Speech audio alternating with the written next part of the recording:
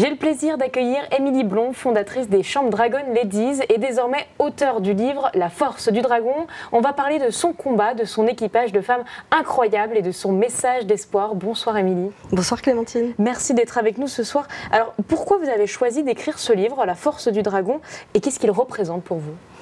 Alors en fait j'ai choisi d'écrire ce livre, ça parle évidemment de ma maladie, j'ai eu un cancer du sein en 2020 et puis j'ai eu cette récidive en 2024 et c'est à ce moment-là où je me suis dit ça serait peut-être bien d'écrire tout ce que je vis, tout ce qui se passe, tout ce que je ressens.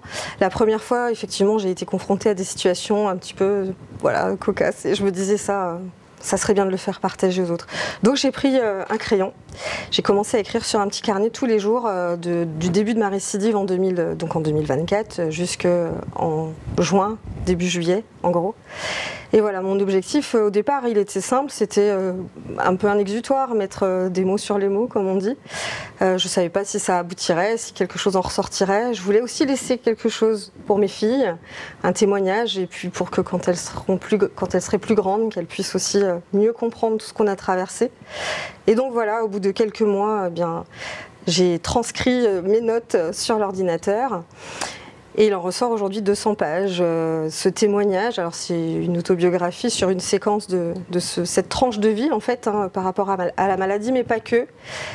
C'était vraiment donner un témoignage positif, pouvoir montrer que malgré la maladie, on peut vivre des choses absolument incroyables, extraordinaires, et c'est le cas, et voilà. Et ce livre, il est là sur le plateau avec nous. Et il y a quelque chose de particulier, vous y teniez, c'était de l'auto-éditer. Pourquoi vous avez choisi l'auto-édition, c'est quand même des fois un chemin parfois compliqué. Alors je suis totalement novice en la matière, je n'ai aucune connaissance de qui que ce soit dans le milieu littéraire. J'ai ma voisine qui m'a dit j'ai une connaissance sur Saint-Dizier, elle a écrit quelques livres en auto-édition, si tu veux je te donne ses coordonnées. Voilà comment ça s'est passé. J'ai appelé cette femme que je n'ai jamais vue, que je remercie au passage, Fiona. Et Fiona m'a donné des tas de conseils, elle m'a dit il existe un moyen simple, rapide, efficace et pour le coup pas cher. De s'auto-éditer, donc pas besoin de contacter une maison d'édition. C'est en ligne, c'est sur Amazon, ça s'appelle KDP. Et j'ai commencé à regarder, je me suis un petit peu intéressée et en fait, oui, c'est vraiment la méthode la plus rapide et efficace pour que le livre sorte. Pour moi, c'était une question de temps. Parce qu'on peut se douter que par rapport à la maladie, encore une fois, ou même sans, mais on ne sait jamais de quoi demain sera fait. Et je voulais vraiment faire ça, je voulais aller au bout de ce projet, je me suis dit ça a du sens. Et c'était la meilleure manière d'y arriver. La preuve, il est là. Il est là. Alors, vous l'avez dit, 200 pages où vous parlez de vous. Mais ce livre, il parle effectivement de votre combat. Mais est-ce qu'il s'adresse qu'aux personnes touchées par le cancer ou est-ce qu'on peut l'ouvrir au plus grand monde ? Alors, il s'adresse vraiment à tout le monde en général. Je l'ai intitulé La Force du Dragon. Ça, c'est par rapport à l'aventure que je vis à travers le Dragon Boat. Journal de Lady Emily, là aussi, c'est un lien avec les Dragon Ladies, on va en parler. C'est un peu comme Bridget Jones, c'est un peu ma génération. Donc, c'est cette manière de raconter le quotidien, un genre de journal de bord. Ça s'adresse absolument à tout le monde parce que je parle vraiment pas que de la maladie, je parle de ce quotidien. La vie de famille, la vie au travail, la vie sentimentale, toutes ces choses qu'on vit les uns les autres et toutes ces aventures qui, moi je démontre, j'espère, le côté positif qu'on peut trouver dans chaque chose. C'est vraiment ma manière de voir la vie aujourd'hui, après la maladie, après les turbulences que j'ai eues et que j'ai certainement encore à vivre. C'est savoir se dire, ok, on prend du positif dans tout. C'est ça vraiment que je veux faire passer comme message.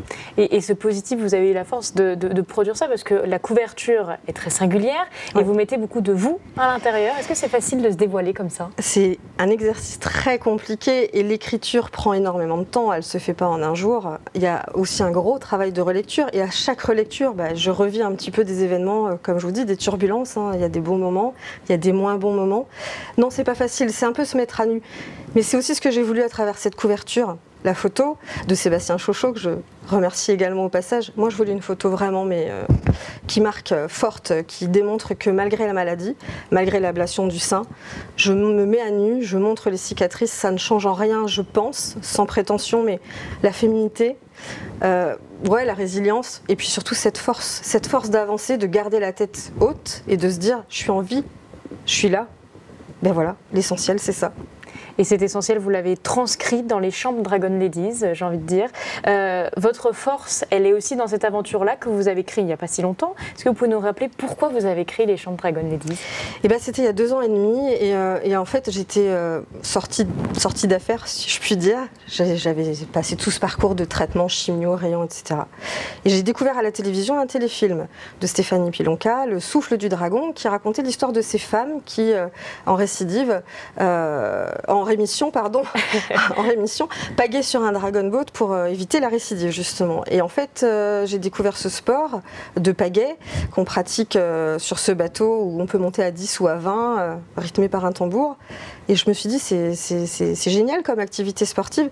Donc voilà, on a fondé les chambres Dragon Ladies il y a 2 ans et demi, avec le club des Pelles Chalonnaises de Châlons-en-Champagne. Et depuis 2 ans, on pagaie tous les dimanches sur la Marne, au rythme du tambour.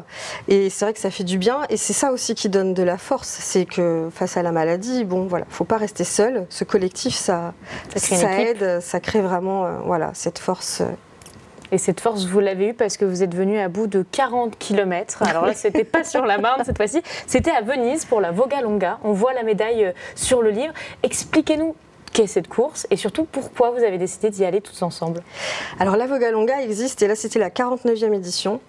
Donc c'est chaque année à Venise à la Pentecôte. C'est un rassemblement sur l'eau de pagayeurs. Donc ça peut être des gondoles, évidemment à Venise il y avait des gondoles, des canoës-kayaks, des paddles, des avirons et des dragons. Des dragon boats, il y en a qui viennent du monde entier. C'est vraiment une symbolique forte pour les Dragon Ladies puisque des Dragon Ladies se réunissent là-bas.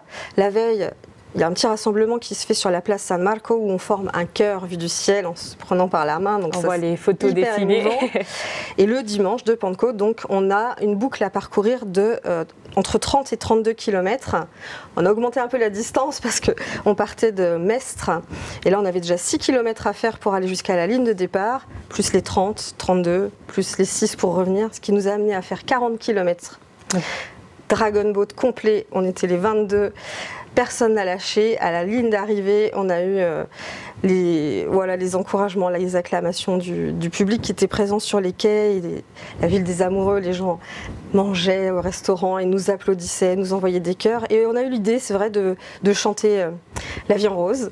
Je ne sais pas, cette circonstance c'est venu comme ça pour représenter la ville. Et puis voilà, tout le monde a repris. C'était extrêmement émouvant. C'était vraiment magique de vivre ça et le challenge. L'effort collectif, la distance quand même, on a fait notre marathon sur l'eau. Et je rappelle qu'on fait normalement chaque dimanche, 5 km, pas plus. Premiers 40 km que vous faisiez tous ensemble. Tout ensemble, sans lâcher, sans baisser les bras. Et jusqu'au bout. Et jusqu'au bout. Justement, on termine, il nous reste que quelques secondes. Quelles sont les prochaines étapes pour vous? Vous êtes déjà en séance de dédicace, il y en a eu une ce matin. Vitry-le-François, quelle est la suite? Alors oui, il y a eu une séance de dédicace ce matin. La suite, écoutez, c'est... je sais pas, il n'y a pas vraiment de projet écrit d'avance, les choses se présentent à nous et c'est comme ça depuis le début de l'aventure, c'est ce que je raconte aussi. On a eu la flamme olympique l'année dernière, on était à Venise là, on est à peine revenu, ça fait même pas une semaine. Il y aura d'autres séances de dédicace, il y en a une prochainement, donc le dernier week-end de juin à Saint-Gibrien pour les non essentiels. J'y serai le samedi et j'aurai des exemplaires. Si des gens veulent venir me rencontrer, ça sera avec plaisir. Et la suite, c'est la vie. J'ai envie de dire, c'est ça le message, c'est profiter de chaque seconde, chaque instant, chaque matin, c'est un nouveau soleil. C'est ça. Et écoutez, on va terminer sur ces magnifiques mots. Merci d'avoir été avec nous. Merci à vous.